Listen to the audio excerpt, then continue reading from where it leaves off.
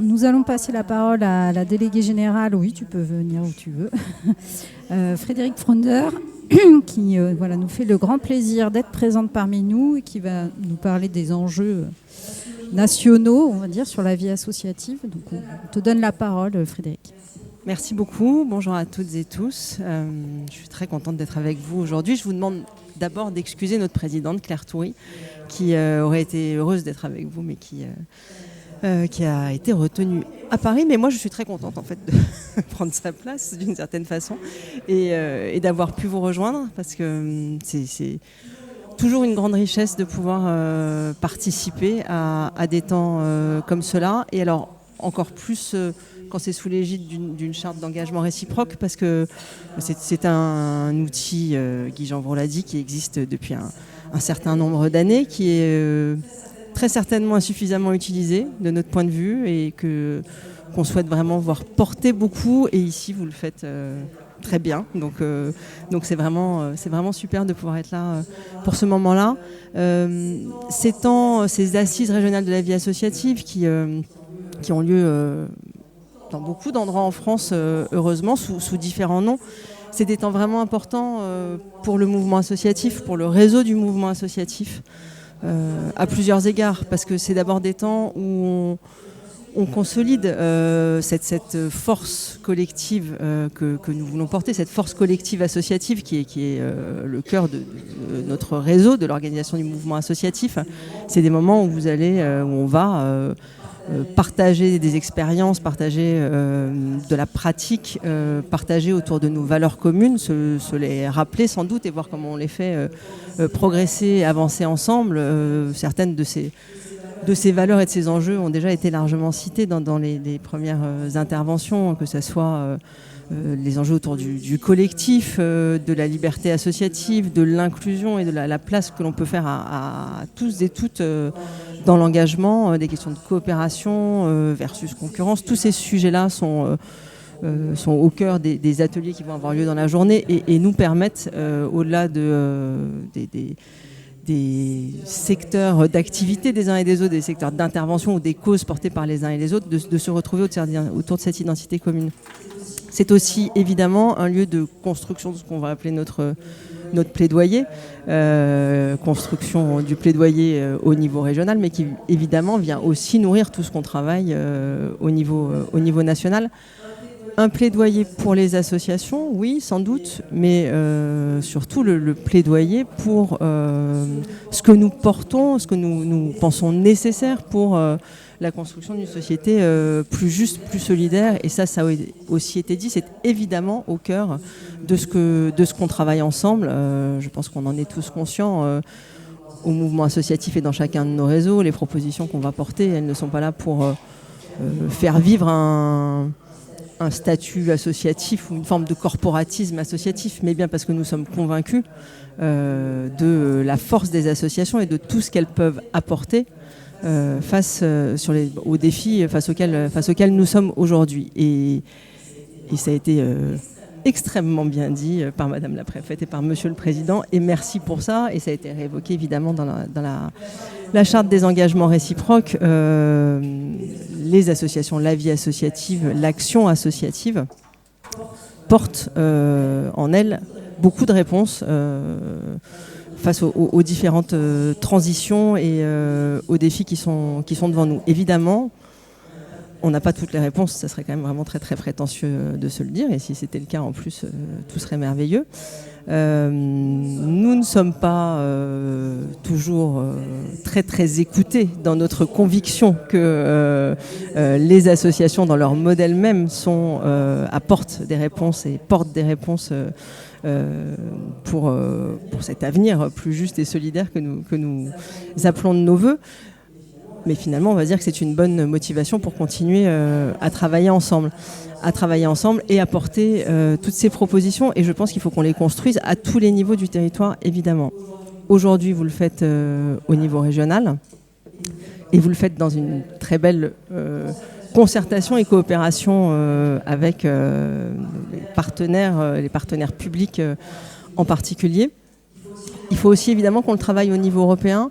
Et donc, Je vais venir peut-être sur les sujets que nous avons, que nous portons au mouvement associatif. Il y a aujourd'hui un plan pour l'économie sociale qui est porté au niveau européen. Nous avons un enjeu collectif extrêmement fort à faire en sorte que la voix associative, les spécificités associatives soient entendues dans ce cadre-là et soient enfin prises en compte, puisque évidemment l'Union européenne, l'échelle européenne est une échelle essentielle pour réussir à construire des réponses collectives, que ce soit face aux urgences démocratiques, aux urgences climatiques, aux défis de renouer la cohésion sociale, de refaire, de porter la cohésion sociale. Le plan pour l'économie sociale est sans doute aujourd'hui une ouverture pour une réflexion et une transformation des politiques de l'Union européenne. En tout cas, c'est comme ça que nous voulons le prendre. Et il est très important que les associations puissent y prendre leur place. Nous sommes peu équipés finalement collectivement pour ça, peu outillés collectivement pour ça. Et nous avons besoin que les pouvoirs publics entendent ces messages-là, nous appuient pour les porter au niveau des instances européennes, pour qu'encore une fois, cette spécificité associative dans sa dimension démocratique et économique prenne toute sa place au niveau européen, prenne sa place dans les politiques économiques européennes, soit aussi entendue pour que le dialogue civil ait plus de place au niveau européen et que les associations puissent pleinement contribuer à la définition des politiques européennes. C'est un enjeu fort et finalement qu'on ignore peut-être trop souvent au sein de notre réseau et pour lequel il faut vraiment aujourd'hui qu'on arrive à mettre des forces collectives. Au niveau national, pour vous dire quelques mots de ce que sont nos enjeux, ils sont évidemment extrêmement nombreux, extrêmement divers, mais vous les avez aussi ici. Et encore une fois, les thématiques d'atelier montrent bien à quel point on couvre une diversité de choses. Donc je ne vais en citer que quelques-uns, mais qui vont illustrer la diversité de nos problématiques. Je vais commencer par un sujet problématique pour nous et qui fâche, je vais le dire, et qui est une forme de pendant à la charte des engagements réciproques et qui est le contrat d'engagement républicain. Ça va être un sujet évidemment de combat, je vais le dire comme ça, pour nous, dans le quinquennat qui s'ouvre, une bataille qu'on a perdue dans le précédent, mais sur laquelle on ne lâchera pas dans la période qui s'ouvre. Le contrat d'engagement républicain, pour faire très vite, normalement vous devez évidemment tous être au courant, hein. C'est ce contrat qui figure dans la loi confortant le respect des principes de la République et qui demande à toutes les associations de s'engager sur un certain nombre de principes qui, évidemment, en soi, ne nous posent pas de problème, puisque respecter la liberté, l'égalité, la fraternité, des principes de non-discrimination, de respect des symboles de la République, ce sont des choses que les associations font et elles sont de toute façon, comme tous les acteurs, soumises aux lois. Le problème du contrat, c'est évidemment qu'on se retrouve soumis à une forme d'arbitraire dans la façon dont les autorités peuvent considérer notre action. Et c'est une forme de défiance vis-à-vis de l'action associative. Après tout ce qu'on a déjà entendu ce matin, évidemment, il y a une espèce de décalage et de hiatus entre toute cette dynamique associative et la force de l'initiative associative et le fait qu'il puisse y avoir une forme de contrôle hors judiciaire des actions associatives avec un espèce de régime différencié. Les premiers problèmes arrivent déjà aujourd'hui. Nous serons évidemment extrêmement plus que vigilants. Nous allons essayer d'accompagner au mieux les associations qui peuvent en faire les frais, mais aussi de les faire remonter, de les faire entendre pour qu'il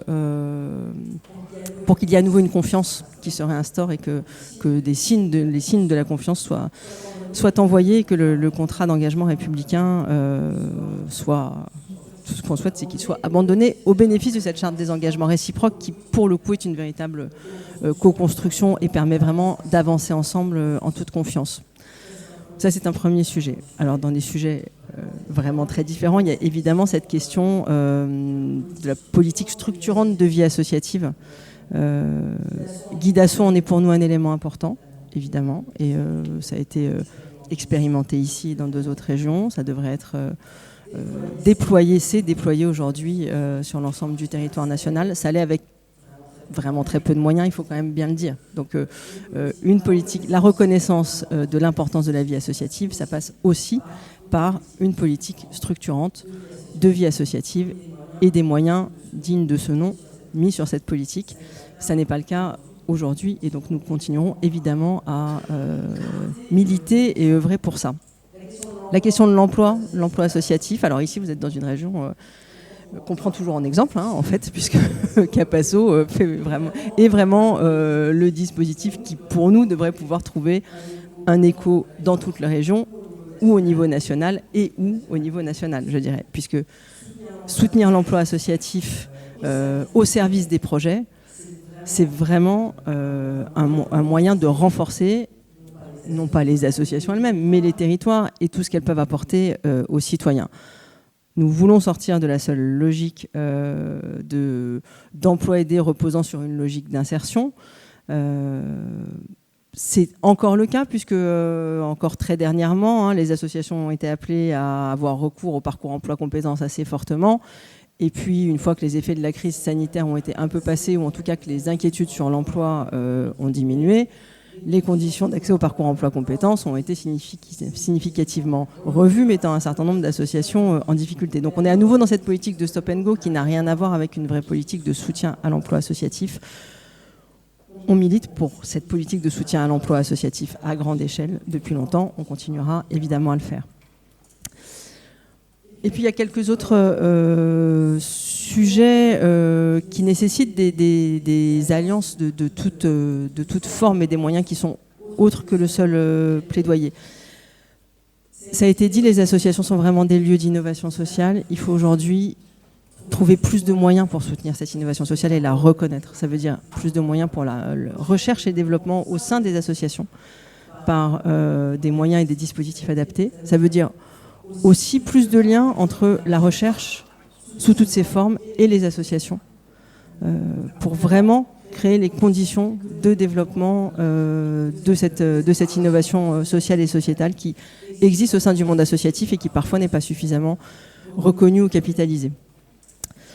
Et un autre sujet, c'est la reconnaissance évidemment du modèle non lucratif. Je l'ai dit au niveau européen, mais au niveau national, on a aussi besoin qu'il y ait un vrai travail de fond qui soit fait sur les outils financiers adaptés aux spécificités associatives, des dispositifs fiscaux adaptés aux spécificités associatives, pour qu'on ne soit pas juste dans une logique où on a l'impression qu'on n'arrête pas de demander de l'argent, 3 francs 6 sous pour faire quelques petites choses, mais que vraiment l'économie puisse s'adapter à ce qu'on porte à une forme d'économie non lucrative qui n'est pas celle de l'économie capitalistique, qui ne répond pas donc aux mêmes codes, aux mêmes normes, etc.